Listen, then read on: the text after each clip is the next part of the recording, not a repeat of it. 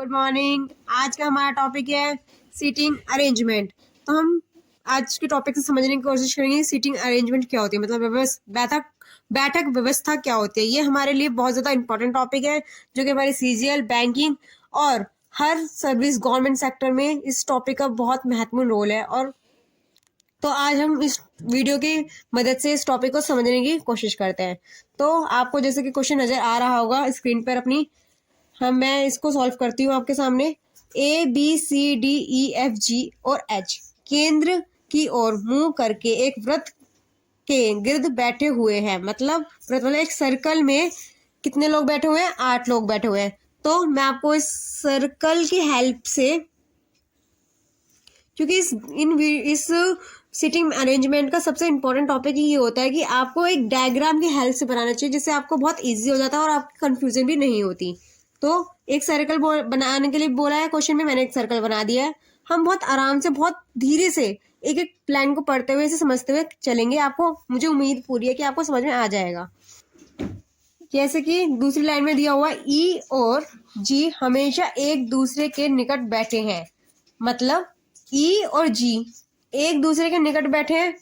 अगर मैं मान लूं कि यहाँ ई बना देती हूँ, एक दूसरे के निकट है, तो यहाँ जी होगा। बस इसमें क्या करना होता है, आपको जो कंडीशंस दी रखी होते हैं उसको समझते हुए आपको डायग्राम में फिल पॉइंट करना है। उसके बाद आगे के हम क्वेश्चन सॉल्व करेंगे। अब मुझे एक लाइन समझ में आ गई, मैंने कर दिया। फिर आगे, अब आगे बोल रहा है कि डी और सी के दाएं और तीसरे स्थान पर बैठा है। डी किसके? सी के दाएं और तीसरे स्थान पर बैठा है। दाएं मतलब, मैं आपको बता देती हूँ, दाएं मतलब राइट हैंड साइड और बाएं मतलब लेफ्ट हैंड साइड, जिससे आपको कंफ्यूजन ना हो। ठीक है, मतलब कि जो डी है वो सी के बाएं साइड पे बैठा है, और वो भी कौन से स्थान पर? तीसरे स्थान पर। मैं कह रही हूँ कि अगर मैं डी को यहां बिठा दूं, क्योंकि मेरा राइट है, राइट के किस पे? लेफ्ट के तीसरे, 1, 2 और 3rd।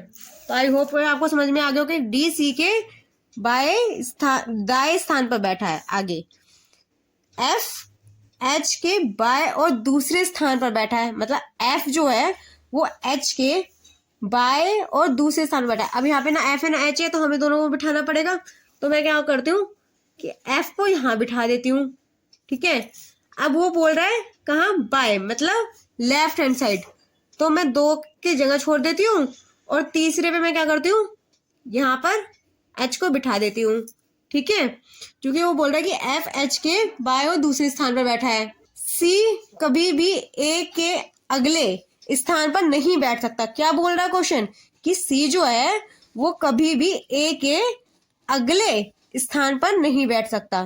भैया सी यहाँ बैठा है, हम ए को यहाँ नहीं बिठा सकते, पर यहाँ तो बिठा सकते हैं ना, क्योंकि ये बोल रहे हैं।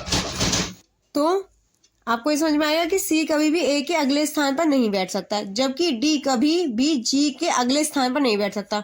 अब बोल रहा है कि डी जो है, जबकि डी कभी भी जी के अगले स्थान पर नहीं बैठ सकता, तो डी जी के अगले स्थान पर नहीं बैठा, क्योंकि बीच में ई आ रहा है। यहां तक सही है हमारा। अब बोल रहा है कि एच डी और सी का पड़ोसी नहीं है। जो एच है वो ना डी का पड़ोसी है और ना ही सी का पड़ोसी है। तो ना एच जो है ना वो तो डी का पड़ोसी है, क्योंकि बीच में क्या आ जाएगा? सब आ गया। ए के बाद क्या नहीं आया? बी नहीं आया। सिर्फ बी का नहीं आया, ए हो गया, बी हो गया, सी हो गया, डी हो गया, ई हो गया, एफ हो गया, जी हो गया, एच हो गया। हमारे 8 के 8 बंदे बैठ चुके हैं। तो अब जो एच है वो ना सी का पड़ोसी है और नहीं डी का पड़ोसी है। तो यहां तक आपको समझ में आ गई बात? ठीक है, वेरी गुड। और ये एक दूसरे की साइड फेस करके बैठे हैं। अब इस डायग्राम की हेल्प से हम ये बताएंगे कि हम क्वेश्चन को कैसे सॉल्व करते हैं। एक तो स्टेटमेंट दे रखे होते हैं, जो स्टेटमेंट से हमें डायग्राम बनाना होता है। फिर हमारे पास 4 या 5 क्वेश्चन होते हैं, उस क्वेश्चन की हेल्प से हमें इसे सॉल्व करना होता है। तो हम पहले क्वेश्चन को पढ़ते हैं।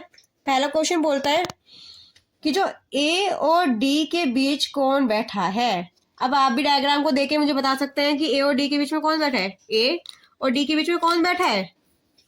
एफ। तो पहले का आंसर क्या हो जाएगा? एफ।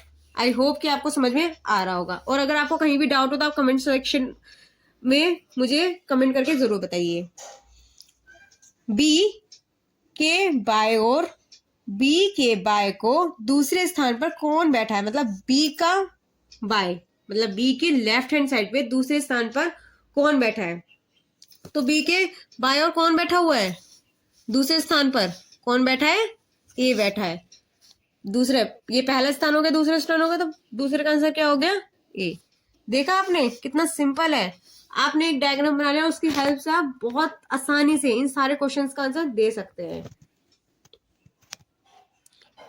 एफ के तुरंत दाएं ओ कौन बैठा है, मतलब एफ के तुरंत बाद दाएं और कौन बैठा हुआ है। तो आप मुझे कमेंट करके बताइए, मैं आपको 2 मिनट का टाइम देती हूँ कि अगर वो बोल रहा है कि एफ के तुरंत दाएं और कौन बैठा है तो इसका आंसर क्या होगा। Yes, very good. एफ के बाद कौन है, ए। तुरंत बाद कौन है एफ के, कौन सी ओर, दाएं ओर, तो कौन सा हुआ आंसर, ए। गुड। अब हमारा फोर्थ क्वेश्चन, बी और एफ के बीच कौन सा जोड़ा बैठा है। बी और एफ के बीच कौन सा जोड़ा बैठा है, तो बी ये रहा और एफ ये रहा। तो आप बताइए कि बी और एफ के बीच में कौन कौन सा जोड़ा बैठा हुआ है। बी और एफ के बीच कौन सा जोड़ा बैठा हुआ है, बी और एफ के बीच में कौन सा जोड़ा बैठा हुआ है, ए और एच का। तो इसका आंसर क्या हो गया, ए और एच। ठीक है। अब हमारा लास्ट फाइनल क्वेश्चन, बैठने की व्यवस्था को अपने अपने स्थान के आधार पर निम्नलिखित 5 में से 4 किसी प्रकार है, इसलिए उनका एक समूह बनाता है, वह एक कौन सा इस समूह में नहीं है। तो आपको जैसे कि क्वेश्चन समझ में आ चुका होगा फिफ्थ, ये क्वेश्चन मैं आपके लिए होमवर्क में लेके आई हूँ जिससे आपको प्रैक्टिस हो सके, और मैं आपको कमेंट में इसका आंसर सेंड कर दूंगी। और इसका ऑप्शन भी मैं आपको बता देती हूँ आपके हेल्प के लिए। इसका option EH BA EF AC।